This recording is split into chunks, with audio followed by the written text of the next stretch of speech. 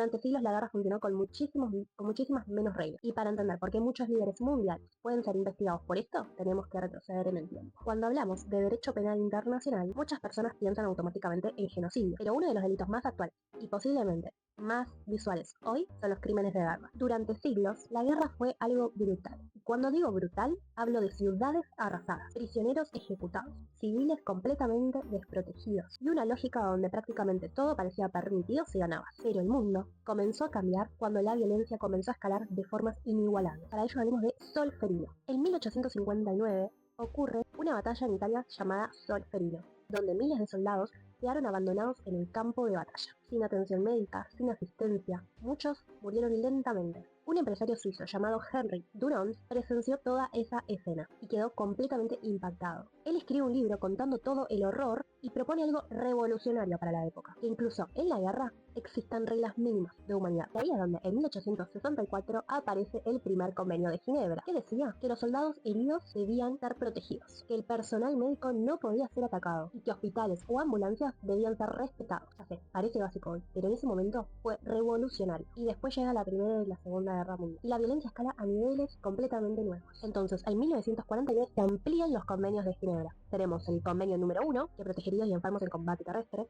el convenio número 2, que protege heridos, enfermos y náufragos en combate marítimo, el convenio número 3, que protege prisioneros de guerra, no se pueden torturar, humillar ni ejecutarlos, y el convenio número 4, que protege civiles, y este fue enorme, porque reconoce que la población civil no puede transformarse en un objetivo militar. Y luego llegan nuevos protocolos que básicamente aplican reglas sobre conflictos internos y nuevas formas de guerra. En resumen, los convenios de Ginebra no es que prohíben la guerra, pero le ponen límites al nivel de barbarie. Aún así todo esto no alcanzó para evitar el horror de lo que fue la Segunda Guerra Mundial. Y ahí es donde aparece uno de los juicios más importantes de la historia, los juicios de Nuremberg. Como dijimos, todo cambia en la Segunda Guerra Mundial. El nivel de violencia escala a niveles nunca vistos. Acá tuvimos el Holocausto, con campos de exterminio, experimentos médicos, deportaciones masivas, trabajo forzado, millones y millones de personas asesinadas.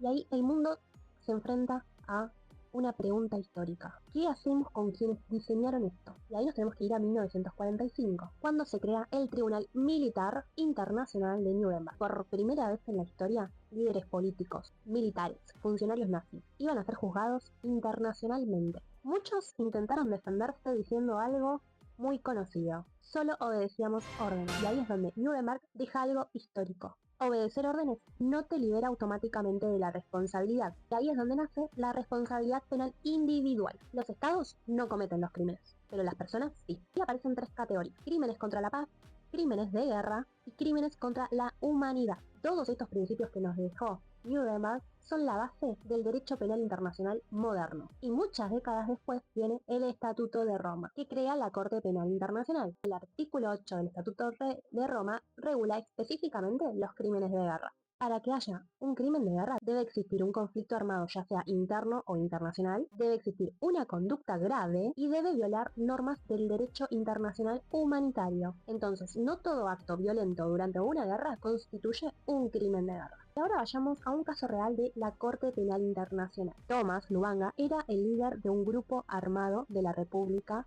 Democrática del Congo y fue acusado de reclutar a niños menores de 15 años para combatir. Muchos eran secuestrados, otros eran separados de su familia y eran entrenados para matar, obligados a participar de combates. Y este caso marcó un hito muy importante, y en 2012 se convirtió en la primera persona condenada por la Corte Penal Internacional, porque la Corte demostraba así que no solamente perseguía a grandes líderes estatales, también a responsables directos de atrocidades. Y en la actualidad seguimos viendo este debate. La Corte Penal Internacional emitió una orden de arresto contra Putin por deportación de niños desde territorios ocupados de Ucrania hacia Rusia. Y como explicamos hasta acá, esto obviamente puede configurar un crimen de guerra. Pero bueno, como ya vimos, tener una orden no significa que automáticamente vayas preso. El derecho internacional no pudo evitar todas las guerras ni tampoco todas las atrocidades, pero sí consiguió algo clave. Incluso en medio de un caos absoluto existan límites, y que cuando esos límites se rompan, el mundo, al menos en teoría, pueda juzgar a los responsables. En el próximo episodio vamos a hablar de otro de los crímenes que establece el Estatuto de Roma, que es el genocidio. Nos vemos.